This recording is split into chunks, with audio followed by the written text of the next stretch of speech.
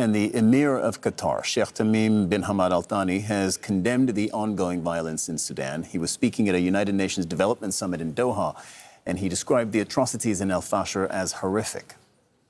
Do we need any further evidence to understand that ignoring the undermining of nations' security, sovereignty, and stability, and turning our backs on civil wars and their atrocities inevitably leads to such tragedies? Sudan has endured the horrors of this war for 2.5 years. The time has come to end it and reach a political solution that guarantees Sudan's unity, sovereignty, and territorial integrity.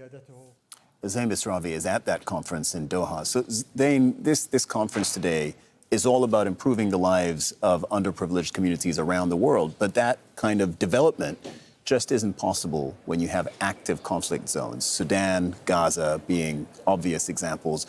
How are leaders addressing that? That is exactly correct. These kinds of soft power initiatives that everyone here, every major leader, every global leader and NGO attending this event is making clear that these kinds of soft power initiatives can work. They do work, they've been proven to work, and they should continue to be something that are a part of resolving global issues. But what is clear from the remarks made today by the Emir of Qatar, by the UN Secretary General Antonio Guterres, are that these conflicts, these erode the power. These hard power conflicts erode the ability of soft power to take hold. The Emir, in his opening remarks, said that international cooperation to address challenges that hinder human development and social security are key, specifically talking about what he described as the carnage in Sudan. Antonio Guterres, in his remarks to the press, also echoing the comments of the Emir. Now, I asked Mr. Guterres if the time had come in Sudan to involve the use of peacekeepers. Here's what he had to say.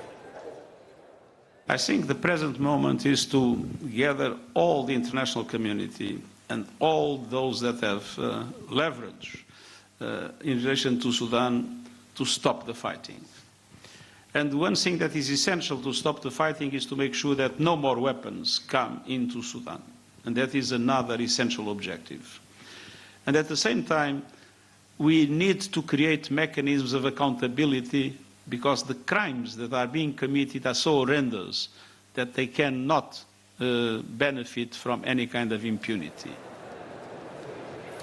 Now, the message from Antonio Guterres was not just for the parties involved on the ground, it really was for everyone, to illustrate the point that the situation in Sudan is worsening by the day. And he said that the atrocities, the crimes being committed against civilians are so severe that impunity is not an option, signaling that if and when, hopefully, this conflict is over, hopefully soon, that the world should expect that there will be action taken against those that have committed these atrocities.